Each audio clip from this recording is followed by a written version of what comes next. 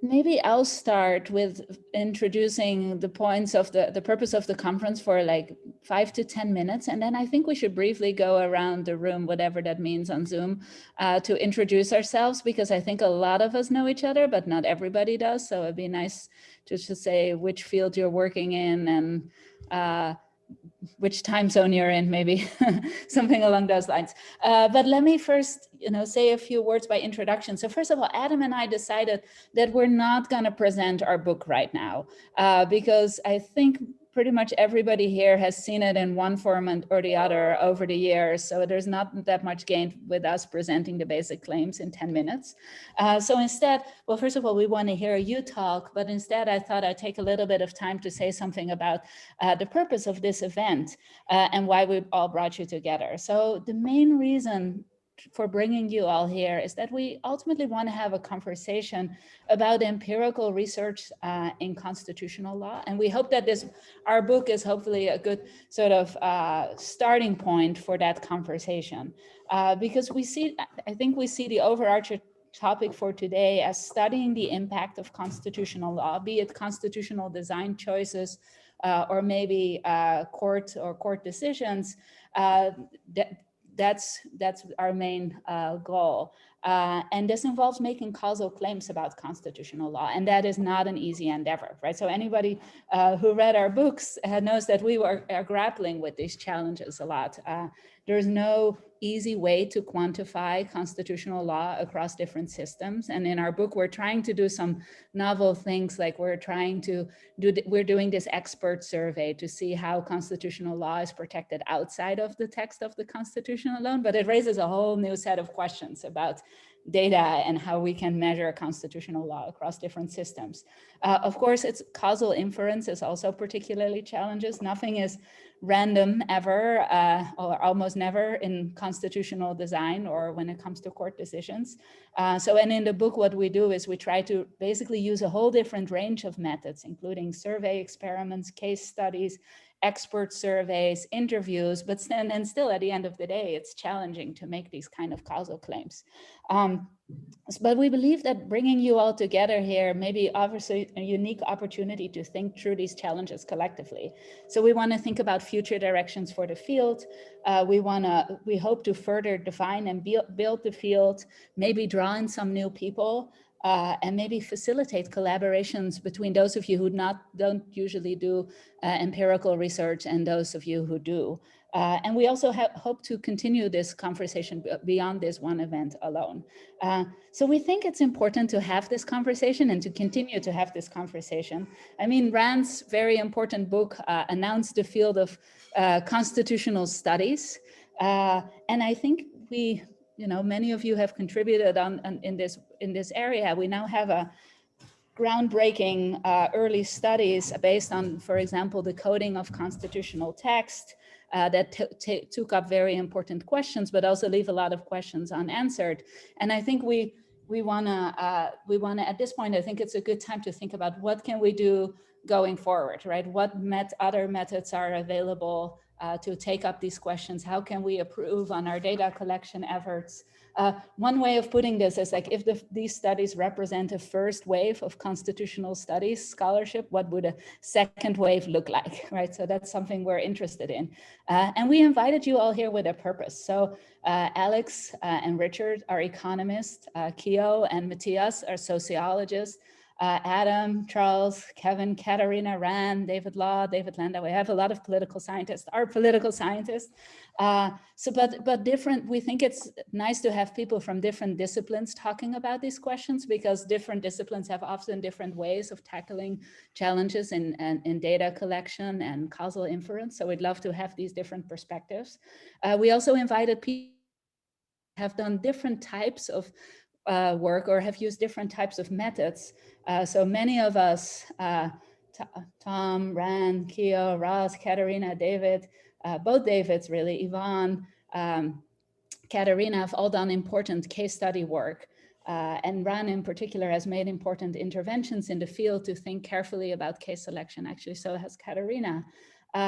But then Charles and Kevin and Katerina and Netta have worked with surveys and surveys experiments. So there's a question, what is the promise of this kind of research for comparative constitutional law? Also, Sandy has worked on with survey data with a political scientist. I recently read your paper, Sandy. Netta has done field experiments like her awesome papers he'll be talking about today. And Adi and Alex, they have worked with lab experiments. And actually they're going to push us today to think about what we can learn from constitutional law in a lab, right? So that's another conversation we hope we can have. And then some of you have experimented with new data collection techniques like quantitative text analysis. David, Kevin, Charles have all done work doing quantitative text analysis, which many believe has a lot of promise in gathering and analyzing legal data, including constitutional law, perhaps. And I'm sure when I say all this, I'm not doing justice to a lot of your research. We also invited some empiricists that don't usually work in constitutional law and do not consider themselves to be constitutional lawyers, but we'd love to get their perspective, and they're sufficiently interested to join us today. And then we invited some legal scholars who clearly do not consider themselves empiricists, but who are critical consumers of this work.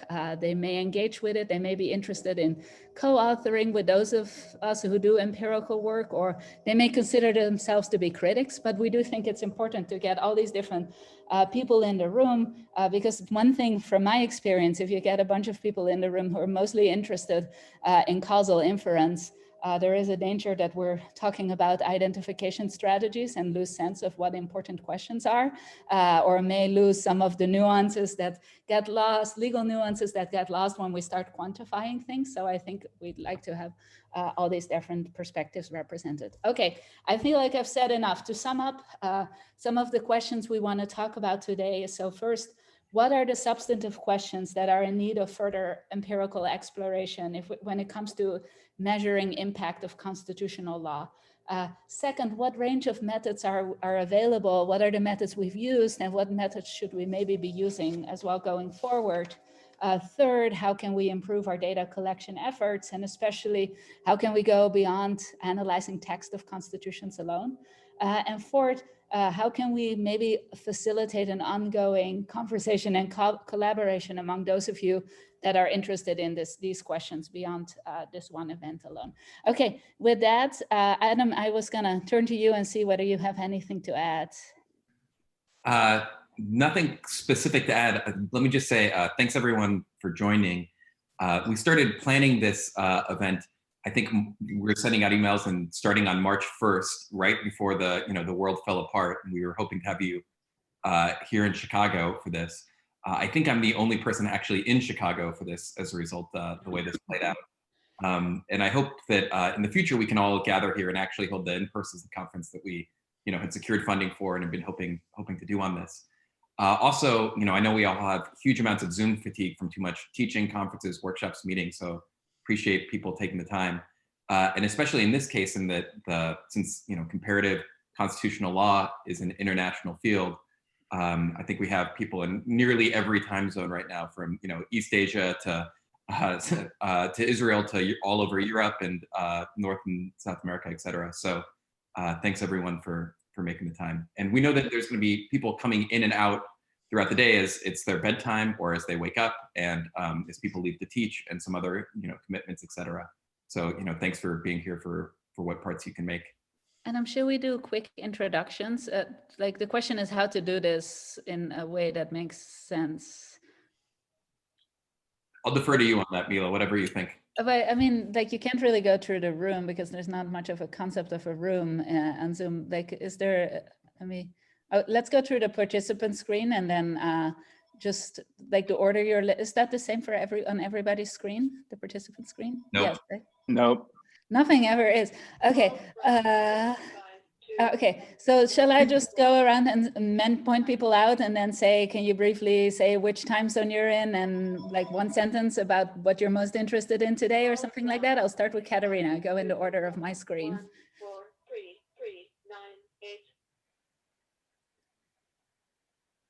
3, 9, 8. Katerina, I'm Katerina Linos. I'm based in Berkeley, California, but I'm also the next speaker. So I'll get to speak about more. I do work on diffusion and information and misinformation in international law. Great, wonderful. Adi? Yeah, hi. So I'm based in Jerusalem at Hebrew University. It's 5 p.m. here now. We're going to have a long night. And as Mila kind of alluded in the introduction, Alex and I are actually coming from the law and economics perspective to try and convince you with the value of using lab experiments to study constitutional law. Wonderful. Mark Tushnet?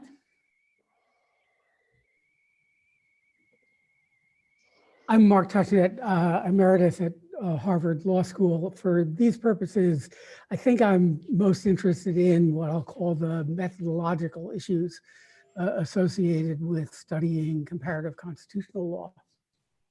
Wonderful, thank you. Mark Graber? Representing another member of the Marks Beneath the Beltway Committee, Mark Graber, University of Maryland, Francis King Carey School, mostly interested in what I call the transition from what constitutions mean to what they do and how they work. Wonderful, thank you. Then I go to Sandy. I think I'm Sandy Levinson, University of Texas Law School and Department of Government. I feel a little bit like the outsider in Sesame Street. Which of these does not belong with the other, except that I've become an avid consumer of empirical research more, partly because of Ron's path-making book. This book I thought was marvelous. I teach a course on comparative constitutional design, and the central question is, do constitutions really matter? And it does seem to me that that is the single most important question for anybody who teaches stuff on constitutional law or constitutional design. So I'm finding this just tremendously helpful and at some points really quite troublesome in terms of defining a field. Wonderful, thank you. Ran? Well, hi, I'm Ron Herschel. I'm currently in Toronto, and since I'm guessing most of you have read some of my stuff on this, my main interest is the deep epistemological and methodological questions that the rise of empirical constitutional studies and constitutional studies more generally raise for all of us, and I look forward to an interesting day. Wonderful, thank you. Stefan? Sorry for calling on you like I'm your professor. But it's like, hi from Hamburg. So it's, what is it, 4:15 in the afternoon in Hamburg. I'm an economist by teaching at the law school and currently have a project which is called the Economics of Constitutional Compliance. So there we are interested basically in the de jure de facto gap between constitutional rules and the degree to which they are implemented. So this ties in nicely with what Sanford was just saying. Just one remark, one sort of minute of advertisement. We are organizing panels next year at a couple of international conferences. So if anybody is interested or would be interested in presenting papers that are close to the jure de facto with regard to constitutional rules, please let me know and we'll get you into the conferences. Wonderful, that's good. Zach? Yes, hi, Zach Elkins, University of Texas. So I'm part of the Austin, Texas Mafia here, although representing the government department. So I'm a political scientist by training, and I work on comparative law, and I'm just here and happy to have had the opportunity to read this wonderful book and talk about it and be here with this amazing group of people. Thank you so much, Zach. That's great. Neda? Hi, I'm Neta Barakouren. I am based at Jerusalem at the Hebrew University, the same time zone as Adi, although I haven't seen her for years because of COVID. And my passion is about getting constitutional law and specifically constitutional argumentation more grounded in evidence and uncovering all these intuitions about consequences that are so prevalent in constitutional law and examining them. And that's also what I'm going to talk about today. Wonderful, great. Matthias? Hi, I'm based at Heidelberg University, the chair of empirical macro-sociology, and at the Max Planck Institute, I'm also heading a research group on the governance of cultural diversity, which is my substantive research interest as a sociologist. And in that research group, I put a particular focus on international law and constitutional law. And in the context of that, I've been increasingly engaged with many of you from the field of comparative constitutionalism. And I greatly look forward to the discussions today and to comments on the paper that I've co-authored with Kio and Charles. Wonderful. It's great to have you here. Alexander? I guess there's two Alexanders. First, Alexander, well, Streimitzer first, and then Hudson. Okay, so my name is Alexander Streimitzer. I'm based at ETH Zurich. I lead a team that runs mainly lab, field, and online experiments on legal institutions. In the law, I'm mainly interested in contract law, but also in contract design and institutional design. And for me, kind of a constitution is another kind of mechanism design application that I've been always very interested in. Yeah, wonderful. It's great to have you here as well. Alexander Hudson. Hello, I'm a postdoctoral scholar at the Max Planck Institute in Göttingen, and I mostly work on public participation in constitutional change. But I was very pleased to join Ron Herschel in writing a few comments on the book. So I'm looking forward to the discussion. Thanks. Okay, great. Barry, you're next on my screen. I don't think we've met. Hi, nice to meet you. I'm Barry Hashimoto. I'm a political scientist at NYU Abu Dhabi. And so it's around 6:20 p.m. here. And I teach in the political science and the legal studies program. I run the Jessup teams for the UAE for the past 5 years. And in my research, what I'm interested in is in the estimation of judicial preferences and sovereign preferences in the history of the International Court of Justice, as well as the formation and enforcement of international criminal law and the crime of aggression in particular. Nice to be here. Wonderful, great to meet you. Stephen? Hi, I'm Stephen Gardbaum, UCLA School of Law, as you can see, although the sky is not quite as bright because it's 7:20 and it's still slightly dark here. So I'm very much a general comparative constitutional scholar. I'm also, like several of you, a consumer of empirical work, though not a producer. And I'm also currently working on populism. And since the kind of gravitational weight of the book is on rights in illiberal regimes, I find a lot of that particularly interesting in terms of that current project of mine. Okay, wonderful, thank you. Elena? Hi, I'm Elena Chachko. I'm wrapping up my SJD at Harvard Law School. Generally interested in empirical methods in public law and have worked a little bit on empirical administrative law. So I'm looking forward to the discussion. Thanks for having me. Thank you. Thanks for being here. Charles? All right, sorry, a little slow to unmute. It is 11:20-ish in Tokyo right now, so I'm already a smidge lagged, but I'm an assistant professor at Dartmouth College in the Department of Government. I primarily study discrimination, usually using experiments, but I'm increasingly drawn into the world of empirical public law studies, and I'm delighted to be here today and to learn from all of you. Wonderful, great. David Landau? Hi, David Landau, Florida State University College of Law. I'm really interested in the core questions in this book, how you enforce rights when they make a difference, particularly socioeconomic rights, and then the survival or some kind of durability of constitutions under stress. Thank you, wonderful. David Law? I'm David Law, I'm based at the University of Hong Kong. It is 10:22 p.m. here, so I'm an hour behind Charles Crabtree in Tokyo time. Mila's already generously described a lot of my research interests. I have a lot of overlap with her. I would say that what I'm feeling these days, which may come as no surprise with some urgency, is the clash between authoritarianism and liberal democratic constitutionalism. More narrowly, what can be done to help Hong Kong, what to do about China, how to make the case for liberal democracy, how to get people in comparative constitutional law to focus on China and Hong Kong. I think this is an unusual situation where there's a lot more interest in the general population and in the political arena in another country than there is in our circles. And so I'm anxious to do what I can working with this group to kind of foreground those concerns and those issues. Well, thank you. Eric?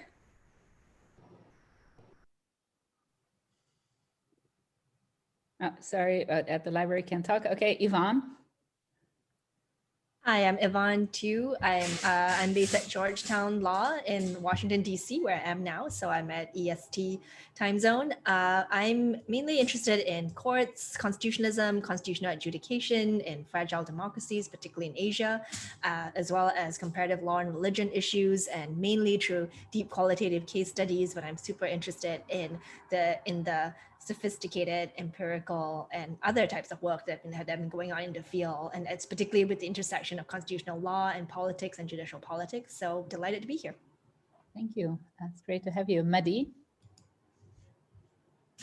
Yes, hi. I'm also based at the University of Hamburg and work with Professor Falk, which is right next to me in the next room. I'm also working on a constitutional compliance and also interaction between the constitutional rules and informal institutions and how these interactions affect the compliance with the constitutions. Looking forward to a productive day. Wonderful. Camilo? Hello, I'm Camilo Sanchez. I'm currently the director of the Human Rights Law Clinic at the University of Virginia, and I've worked on constitutional and international law, mainly implementation of those rights in Colombia. Wonderful, thank you. Richard, I don't know if you can speak, we can see you, but hello maybe everyone, can you hear me? Yes. Can you hear me? Yeah, I'm just finishing up a run, getting out of the shower. So my camera is, I'm indisposed at the moment, but I'm so excited to join this conversation. I want to thank Mila and Adam for convening this group. I'm at the University of Texas at Austin. Zach called us the mafia. I'm not sure I like that term, but I'll go with it for now. I'm interested in how constitutions change. And this gathering comes at such a wonderful time for me because I'm preparing a couple of projects, new projects for a leave that I'll be taking shortly. And I'm interested in learning about survey work and perhaps some collaborations. I do have some comments on the book that I may share today, or actually an event that I'm doing in November with Mila and Adam. So I'll figure out what I'm going to do, but I have some remarks later on this afternoon. Thanks so much to everyone, and I'll see you soon in person with the camera on. Awesome, that's great. Let me see, Franz? Hi, wait. My name is Franz Oberalsbacher. I am currently an SJD student working with Mila at the University of Virginia. I am interested in comparative impeachment. And well, I am in Charlottesville. Great, thank you, Franz. Thank you. Miroslav? Hello, everybody. I'm from Bosnia and Herzegovina. I guess I'm an outlier here. I'm a practitioner, actually not affiliated to academic research. I am former human rights monitor and economist by training, and mainly interested into the role of constitutions in post-conflict societies. And of course, I follow up with the causal inference research, so I guess I will benefit the most from your discussion. Thank you for having me. Wonderful, thank you. Kio, I think you're last if I kept track properly, which I may not have. Hey, hi, I'm Kio Tutsui, a sociologist at Stanford. I've done more on the efficacy of international human rights law and this world of constitutional, comparative constitutionalism. It's relatively new, and I'm presenting this paper with Matthias and Charles about constitutional minority rights. And I'm looking forward to being in this community and learning more about studying constitution. Thank you. Wonderful. Well, I know this took a little bit, we're probably already running behind, but I have to say it's so amazing to have so many people here from so many different parts of the world. on Zoom. It's kind of crazy, and from so many different disciplines. So thank you for being here. With that, Adam, now I'm blanking, is Ran first or Katerina first? Ran, do you want to go first? Or should we go? And we have Ran, Katerina, and Stephen each making remarks. I don't know. I'm happy to go. I mean, it's up to you. Okay, go. All right. So after such a rich set of interests from various people, I mean, it's obviously it's good to finally get to business, and we have one heck of a business here. So those of you who've had a chance, it's difficult these days, to actually see the object, the book. Here it is, hard copy. Not all of us have had a chance to put their hands on this. It's a splendid piece of scholarship. And let me just do the obvious and read to you the top endorsement, back cover endorsement on that book that I had the honor to pen. And as I say here, how constitutional rights matter is simply a game changer. And I want to emphasize this, a game changer. Wide-ranging and meticulously researched, it is a remarkable work of comparative constitutional studies that sets an astounding new benchmark in the empirical examination of constitutional rights and their impact worldwide. A genuine scholarly gem that every aspiring student of law, society, and politics should read. And this was one of the back cover endorsements that many of us write that actually wrote itself. It took me literally 45 seconds to author this, because when you actually believe in what you write, it takes seconds to write it.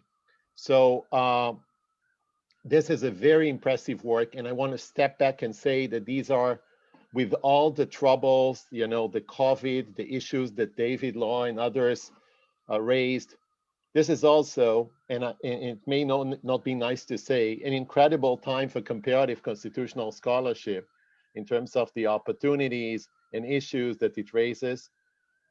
Some of you attended my own, panel on my own book less than 24 hours ago that was handled from Melbourne, and now a panel on this book. And last week we had a panel on Yvonne's book on Malaysia and Singapore. So this is really incredible time, and I'm sure I missed many other events just over the last week or two. So it's a fantastic time for comparative constitutional studies. But going back to the book, this is a major accomplishment, and one of the main accomplishments of the book is its deployment of what we might want to call multi-method research design that is perhaps the most complete yet attempted in comparative constitutional studies. And I say this, the co-author, Alex Hudson and I mean, my co-author and one of my postdocs, we authored this paper. It's a fairly extensive paper that we prepare for the Chicago online University of Chicago online publication. We go at great length in singing the praises of the deployment of a multi-method approach by this book. It's simply almost dizzying what Adam and Mila have been able to accomplish.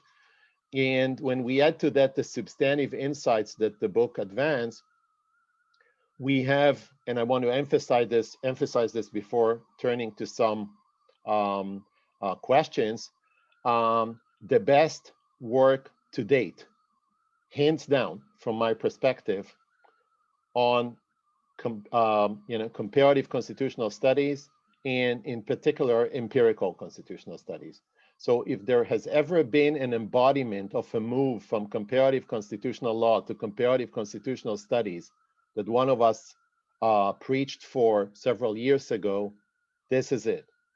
But since we are not here just to sing the book praises, but also raise some questions that may be of general interest to the forum and may help setting the agenda for the day, we also want to raise, and I speak here also on behalf of Alex Hudson, as I say, we also want to raise maybe 3 or 4 questions. It's not so much criticism of the book rather than questions for collective consideration during the day. Some relate directly to the book and some are more general. And let me open with a more general question. And I think Mila alluded to this.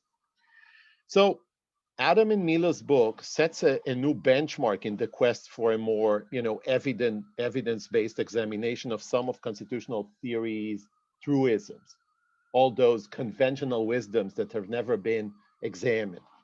At the same time, it may raise some critical thoughts on the right balance between substance and method in this branch of scholarship.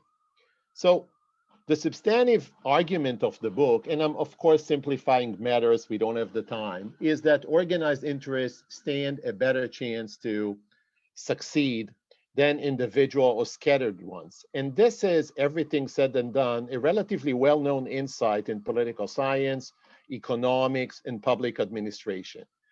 It is readily evident in many policy areas, from military spending to political lobbying and to welfare regimes and labor relations, think corporatism, etc.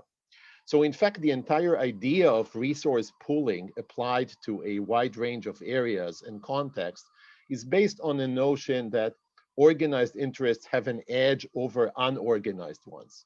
So this is a common insight in many social science accounts.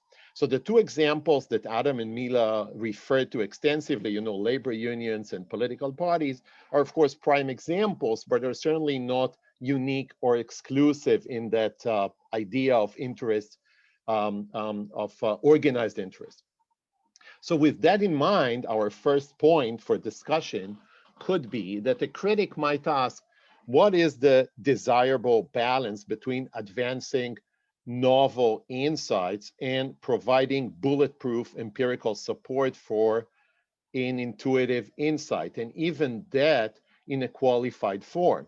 So in setting the bar for empirical constitutional studies so high, Chilton and Versteeg seem to suggest that a scientific approach to the constitutional universe is top priority. But we could certainly envision a counter-argument, whether coming from constitutional theory or from constitutional politics, that sees the essence of novel thinking in advancing eye-opening substantive arguments with the data analysis side in a supportive cast role.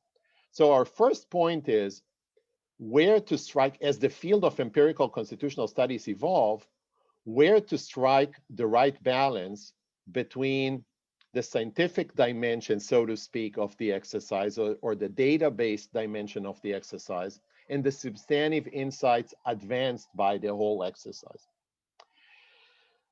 The second point we want to raise, and of course we make, I'm trying to summarize quickly an extensive paper that we prepared for a later stage, but the second point that we want to make is the type of rights that Adam and Mila address in the book, and in particular, their distinction between organized rights and individual rights, or unorganized rights. In here, and so obviously this distinction is foundational for the book. I mean, without it, the whole thesis sort of. So two types of rights that we wanted to see more analysis of are, first, property rights, and second, due process rights. And it strikes us that in both cases, the distinction between organized rights and individual rights is not as clear-cut as Adam and Mila seem to suggest. So to me, or to us, property rights are arguably the most organized of all rights.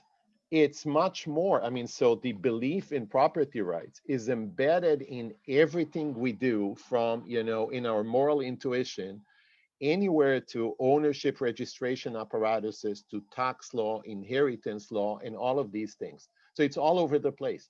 Furthermore, just to pick one example, the Canadian Constitution does not have a property clause, but of course, everyone knows that the right to property is deeply embedded in the Canadian legal system. So to us, I mean, we would like to see some more analysis of the idea of property rights qua organized right, and to what extent that may support or not the argument in the book.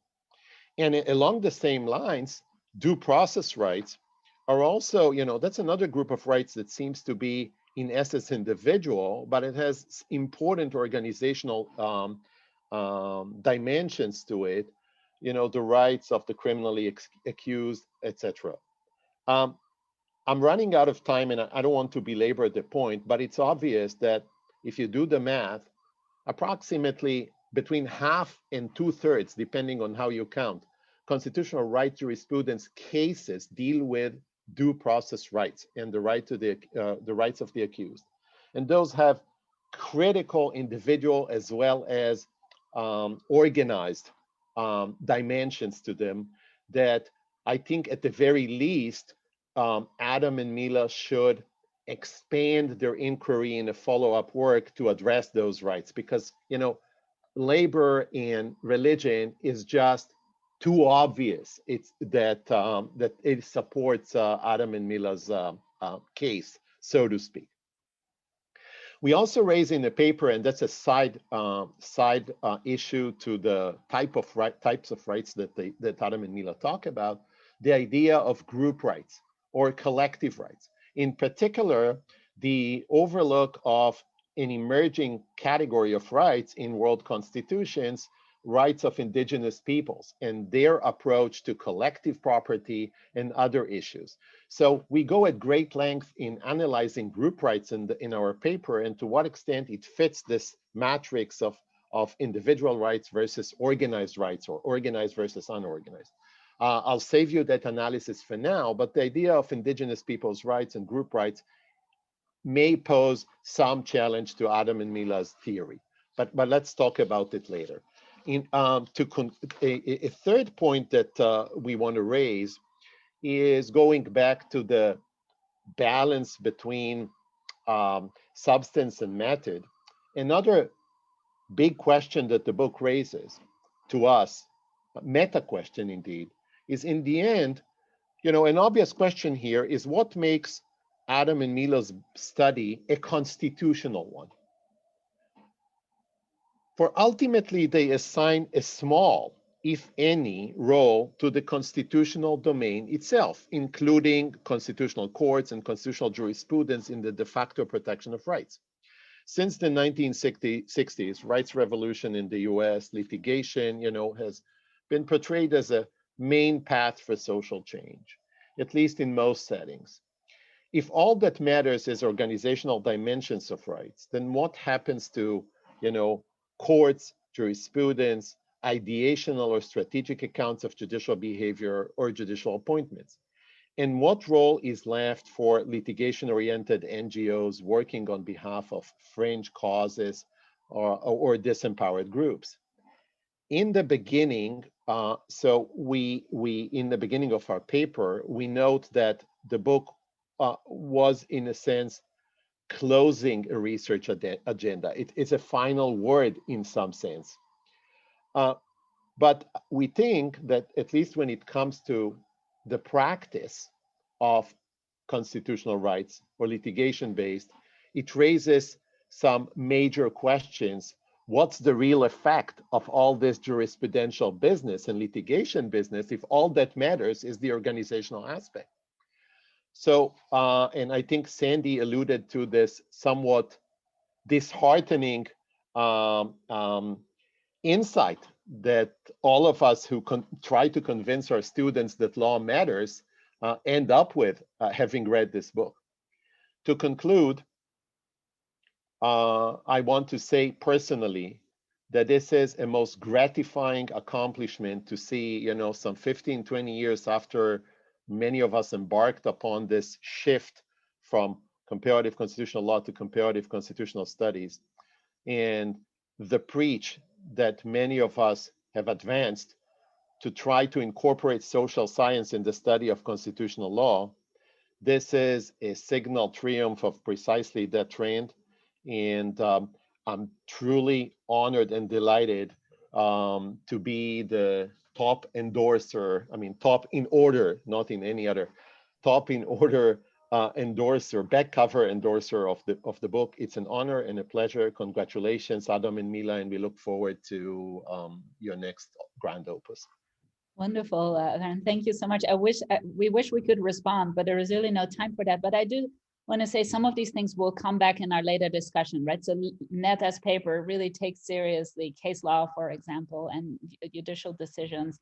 Keo and Charles and Matthias's paper will take us to the topic of minority rights, indigenous people. So hopefully throughout the day, we'll come to some of these points. So with that, Katarina, I'll turn it over to you. So I loved Ran's self-presentation. I'm the #2 endorser. Here I am. And I've written a 15-page essay singing the praises of the book, but I'll just read you my endorsement to move quickly through the praises to the questions and conversations. So as authoritarianism spreads around the world, do fundamental rights collapse? Organizational rights, freedom for unions, religious groups, and political parties prove more resilient than individual rights like freedom of speech and freedom from torture. Read about Putin's Russia, Erdogan's Turkey, Suu Kyi's Myanmar, and shudder. Theoretically nuanced, comprehensive in scope, and cutting edge in its methods, How Constitutional Rights Matter will be the go-to book for experts and beginners alike for decades to come. So I've been talking about this book to people who know me and people who don't know me. If you got an anonymous review sometime this summer, which said, you know, your data is great, but please do it the way Adam and Mila do it, and like do it this way. This is a model of transparency for me. And I've just been telling all kinds of people that if you have data to analyze, and you can for a series of data, first present presence of or absence, then do before, after, and then do 2 more graphs with more complicated specifications, and they all look the same for a series of rights, I will be much more persuaded that your claim holds. So I've just been really impressed with lots and lots of features of this book, and I'm passing around just part of the methodological message. Let me share my screen to talk about some future directions as Mila invited us to do. Can I confirm that you can see these slides? Yes, perfect. So as I said, I've written this essay. I was invited to put it in the Chicago Law Review. 3/4 of it is praise for the book, but the part that I'm most tentative about and wanted your feedback on is a really hard test. So if you have a theory in a book that works great, the real test is, could you apply it to an entirely new world, the new world we live in? What does this book tell us about COVID? How could this work? So one of the core elements of a successful book is a true theory, a series of interconnected propositions that have logical relationship rather than kind of ad hoc hypotheses. And because Mila and Adam's book have that, that's the only reason why I could even start this thought experiment. So the core claim, as you all know, is that organizational rights are more robust than individual rights. The idea that certain rights are organizational is a core theoretical contribution. I would say that one shorthand way to put it is that some rights come with built-in organizational support. And this to me is a controversial claim, not only because kind of this classification is novel, but because the very idea that we could say some types of rights are more likely to survive is novel. We knew from the literature before that some types of states might be more likely to respect constitutions than others, that some types of constitutions might be more enduring than others. But the whole idea that you would use rights themselves as a moderator is very, very novel. Adam and Mila argue that the reason why these organizational rights succeed is first because they serve to provide focal points. They tell you and me whether my grievance is a legitimate one or whether I'm in the wrong. And they also facilitate collective action by offering extensive selective benefits. So yes, the ACLU will send you membership labels and invite you to a reception, but if you're a member of a labor union, there's a lot more that comes with that. In their book, they classify, as Rand said, certain core traditional rights as organizational, including freedom of religion, unionization, and right to join a party. And they say that a lot of social and economic rights, as well as individual civil and political rights, do not have these built-in organizations. So because this theory is so well supported, I can then say, okay, does it predict the new world in which we live? This is very much a thought experiment. This is very tentative. I'm really looking for your feedback. So in a sense, the pandemic is a great way to test whether rights are robust or not, because leaders are putting into place all kinds of policies previously thought unthinkable. And many of these policies involve rights restrictions. Autocrats around the world are using the coronavirus to grab more power. In our country, the United States, immigration restrictions are a policy that is furthered through the pandemic. I just wanted to put some good news because all the rest will be so negative. Other leaders in Europe have put in place previously unimaginable policies, such as billions of borrowing by the northern countries in order to support South European countries through grants and loans. So not everything that was previously unimaginable is in the negative direction, but a lot of it is. So in a sense, this is a great natural experiment. The world has changed. People are restricting rights right and left. Our organizational rights more likely to prove resilient, as Adam and Mila would predict. But at a second level, this is a really hard exercise conceptually, because not every limitation on a right is legally impermissible or politically and from a policy perspective, unrelated and inappropriate, right? So 133 countries have restricted freedom of movement, but it's not the case that per se is necessarily unrelated to the pandemic. 60% of the world's students have had the rights to education curtailed. We have all kinds of laws restricting fake news that are sometimes perhaps censorship efforts, but as we all know, derogations are permissible. To take one example, the European Convention on Human Rights permits the lawful detention of persons for the prevention of the spreading of infectious disease, as long as it is in accordance with a procedure prescribed by law. So it's a little bit harder to implement what is a rights restriction and what is not a rights restriction, but I'll give it a try anyway. I will compare in this thought experiment two rights, the right to religion and the right to education in COVID.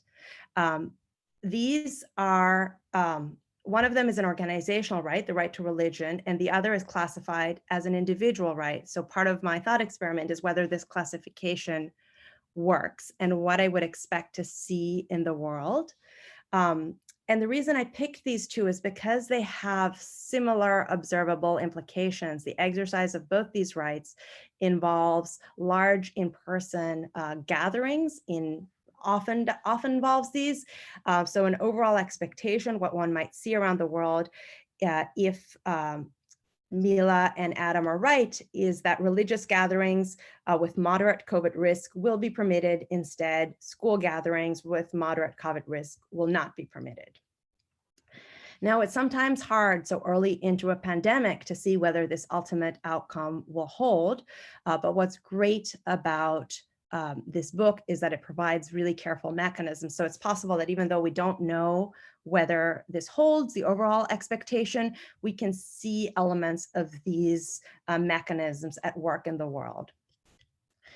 So Mila and Adam suggest that in an organization, the first step that leaders can take is to articulate a particular position in response to a novel development. So the hypothesis would be that religious leaders are in the process of explaining whether the government or is in the right or the wrong and what should be done in response to COVID, whereas disorganized students and parents are not in the process of articulating a collective position. People are making up their own minds and there isn't a strong guide.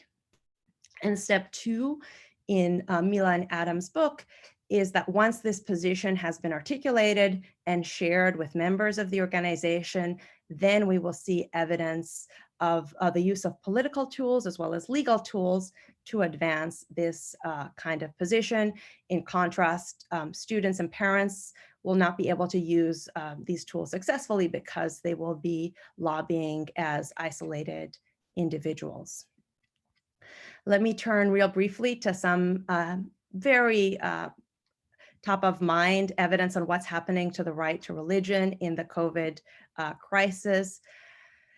It's hard to draw an overall conclusion, but my view, and I'd love to hear contrary views, because this is just very hard as an empirical matter to ascertain, is that some religious communities are succeeding in articulating particular positions and telling their members that this is what we should be doing in response to COVID. We should be praying from home, or we should be gathering in communities. And then those religious communities that are articulating positions contrary to those of the government are fighting. And this is visible. Perhaps the best example in my mind, and I'm so pleased we have so many Israelis with us who know better than me, is the recent imposition in Israel of a national lockdown instead of community-specific lockdowns, because religious communities were successful in presenting these as religious discrimination. We see conflict about religious gatherings in much of the world, and perhaps to me, one of the most accommodating responses of a particular faith to these new restrictions is the cancellation of the Hajj pilgrimage without any kind of protest, some kind of alliance between a majority religion and a government, similar to those Mila and Adam reply about Russian Orthodox Church positions in their book. What is happening to the right to education in the COVID crisis? I think here it's really, really helpful just to get some definitions right. It's not obvious before reading the book that the right to education is an individual right. Mila and Adam say the reason we think the right to healthcare is an individual right, the right to education is an individual right, is because even though there are organizations that could defend the rights of students and they could defend the rights of patients, these organizations, when push comes to shove, will not defend those rights and will instead defend other kinds of rights. And I do see some of that in the COVID crisis. I do see a conflict that we had not previously seen between the priorities of teachers and the priorities of students and their parents, especially the priorities of working parents. I think kind of in general on the debate on school closures, there is a sense that students who do not go to school in much of the developing world will otherwise be in the workforce, a core loss in terms of labor rights.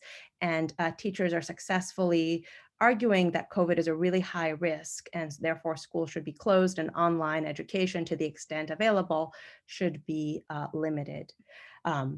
Now, this is far too general. At a minimum, I don't think we are seeing organized, unified voices on the parts of students and parents. We are seeing articulated positions on the parts of teachers, and we are seeing limited litigation in this country initiated by parents, a lot more of it initiated by teachers.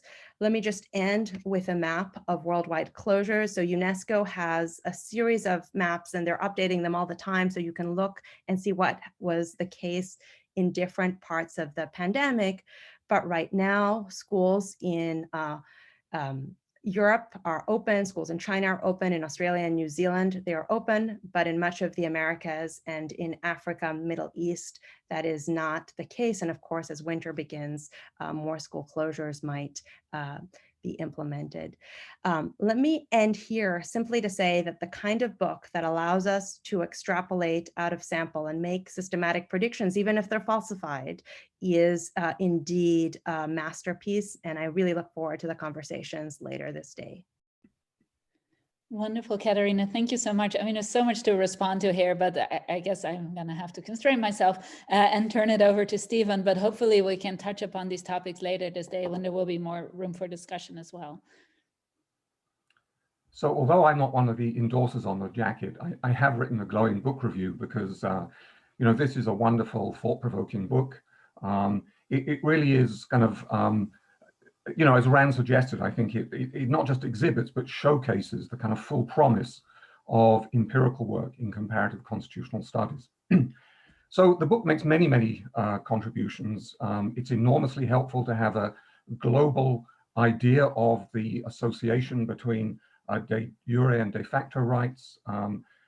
Within that picture, the distinction between organizational and individual rights, I think, is, and their differential impact is kind of incredibly original and, you know, very well defended and worked out. So I think it's it just is a wonderful book.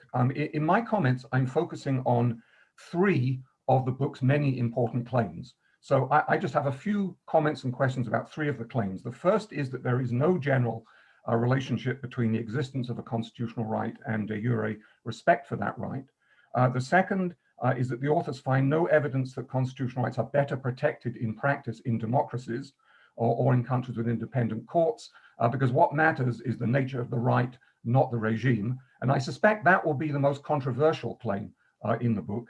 And the third is that even in non-democracies, organizations, unlike individuals, have the resources to resist government violations of their textual constitutional rights. So on the first claim about no systematic relation, I mean, it's a very obvious point and a basic point, but you know, I think it's inherent in the large N study that you're less likely to find a systematic relationship, because if you include equally all countries, including, of course, various types of authoritarian regimes, you know, it's going to reduce the average compliance level, and so there's less likely to be a systematic relationship between de jure and de facto rights. And again, that's not meant as a criticism. It just is a fact, right, of a large N study on this particular topic.